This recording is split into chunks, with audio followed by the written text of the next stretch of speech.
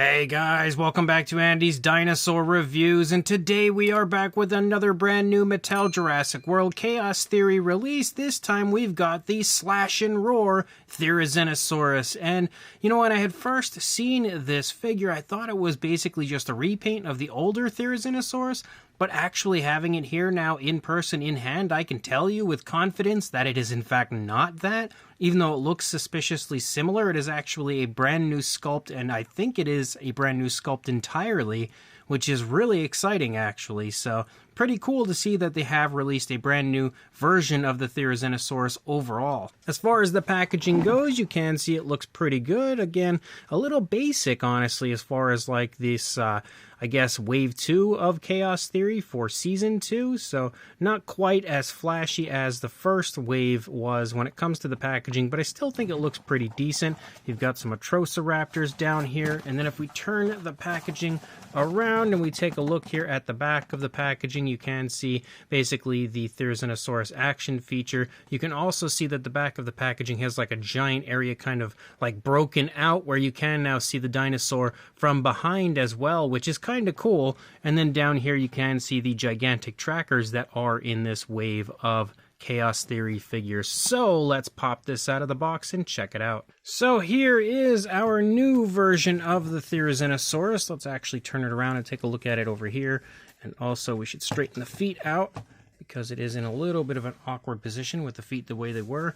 But I think it looks really nice. Like the sculpt is very vibrant. The paint apps of this one, even though they're not unbelievable, are really cool. I think the color scheme that they've gone with looks really nice on the figure overall. The feather detail seems better on this one than the older Therizinosaurus, and especially out there in the tail. The tail I think just has a lot more life to it.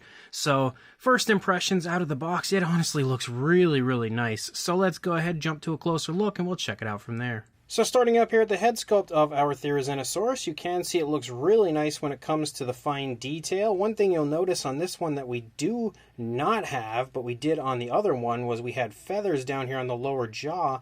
This one actually does not include any kind of feathering down there. You can see the face primarily as a bit of a skin textured look, but as you start to lead back, you can see some feathering picking up back there behind the eye. Obviously, we've got a bit of a scarred up looking version of the Therizinosaurus as well. You can see an old injury right here, another injury right here, another one coming from that direction. Something that this figure is kind of littered with, I would say, are scars. We do have an articulated jaw, though I think it's part of the action feature because it doesn't stay open. If I let it go, it's going to close. But you can see the teeth on the inside of the mouth are painted with or colored with a light sort of off-white. We've got a tongue sculpted in there. The entire inside of the mouth is painted with a pinkish tone in there, a darker pinkish tone. And it all has a nice gloss coat, nice satin shine to it. You can see the skin over here on the side of the mouth as well has that nice satin shine. The eye is painted with an orange. The pupil is the same dark bluish tone that we have for the upper body. You can also see we have a red that starts here in the beak and then moves back and just kind of patterns through, basically following along the jawline, but also leading up here into the eye socket area. If you look at the top of the head as well, again, the feather detail looks pretty good. Starts to pick up right about here. Moves back. There's a lot of waviness to the feathers, which does look really cool. One thing that is different about this one, though, is there's no neck articulation, like absolutely none whatsoever.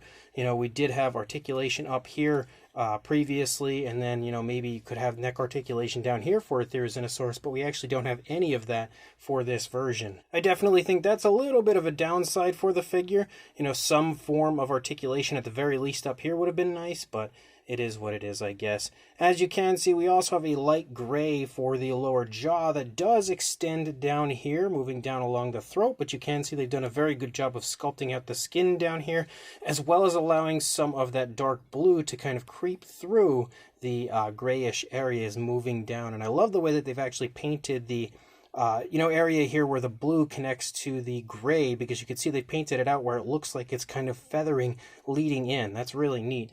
Obviously, we see the red continue to lead down along the course of the neck. It does stop right back here past the jaw and then picks back up again in the neck. One thing that is really cool about this, you can see some of the scars are actually painted. They're painted with a light gray, basically the same light gray we have down here.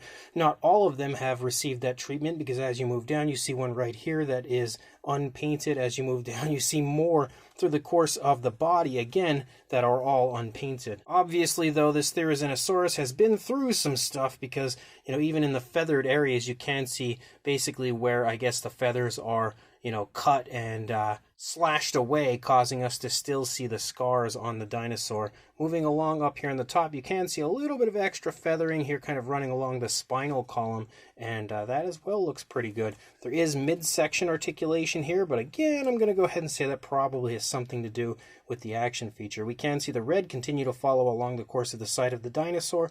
The red has a little bit of a satin shine to it, but overall the dinosaur in general has a slight shine. As you move down into the arms, you can see some feathering here coming off of the back of the arm. You do have arm articulation, which does go forward, doesn't go back, but again, I think it's all part of the action feature. It does seem to come out away from the body. Yes, absolutely. So you can see you can move it out away from the body and then move it back in.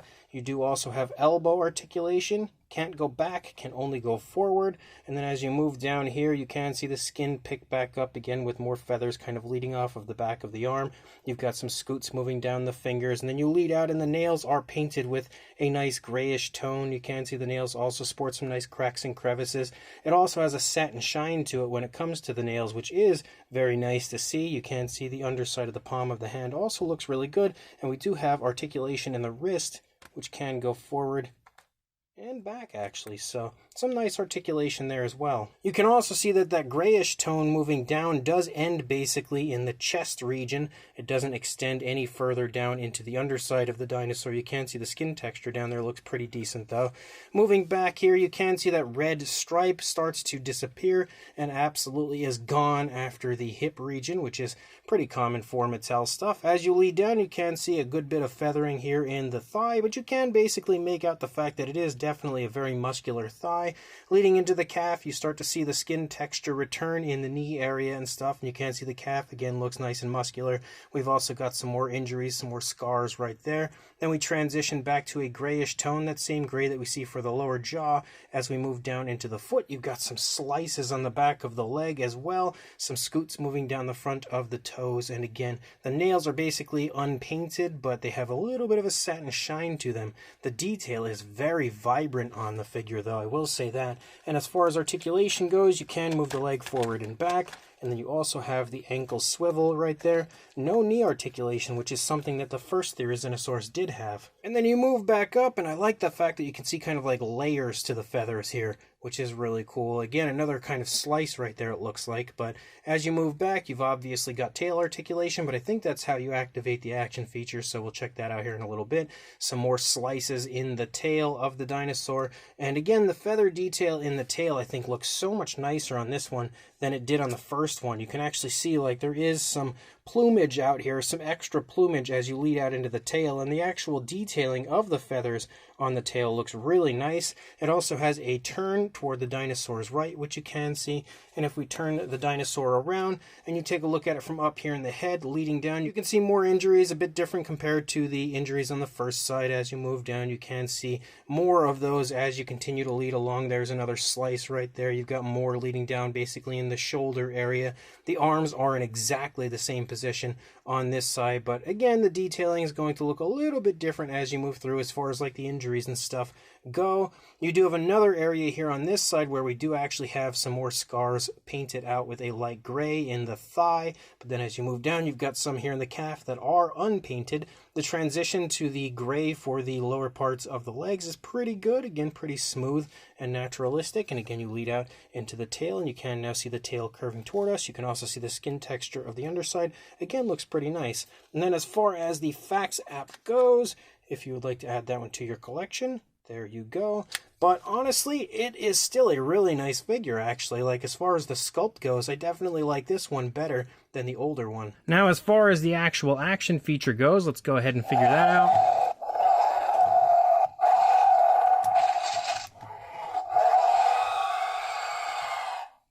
So we want to hear the noises as well. But obviously you can see the arms kind of pick up and slash as the dinosaur turns. You can also see the jaw opens and snaps as the dinosaur turns. So keep an eye out on those two things.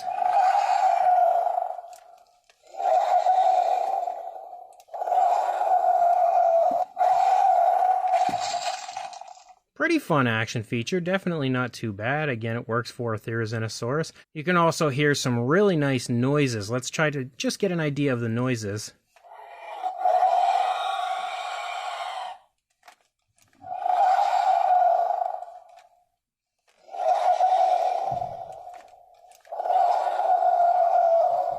They definitely give me the vibe of the Therizinosaurus that we see in Jurassic World Dominion.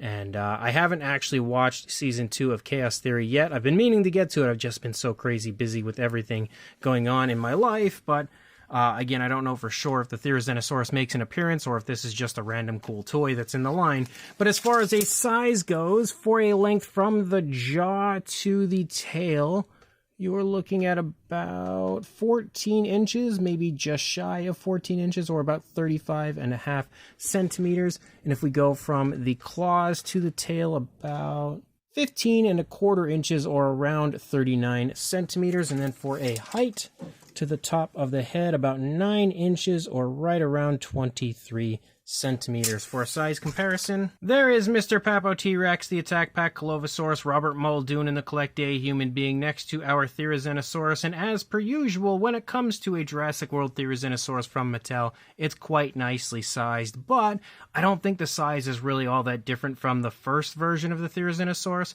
so I don't feel like we really need too many comparisons outside of one comparison with the older version. So the left version here we have is the Jurassic World Dominion Therizinosaurus, then we've got the new version here on the right, and you can see again there is a whole lot different between these two. In fact, like I said, I think everything, even the feet, you can see the length of the toes, everything is different on this new Therizinosaurus compared to the older version. You'll also notice a massive difference in the head and everything when it comes to the way they look, but you will also see though that they are still a very similar size. I think the old Dominion version would look like it's about the same height as well if it wasn't kind of like losing the ability to stand. It seems like it's getting really loose in the legs as time goes on, so it's not standing too well. It's kind of slouched now over, but you'll obviously be able to tell that they are basically the same size, maybe slightly bigger on the newer one, but not much difference at all. So this brand new Mattel Jurassic World Chaos Theory Slash N Roar Therizinosaurus is actually really fun.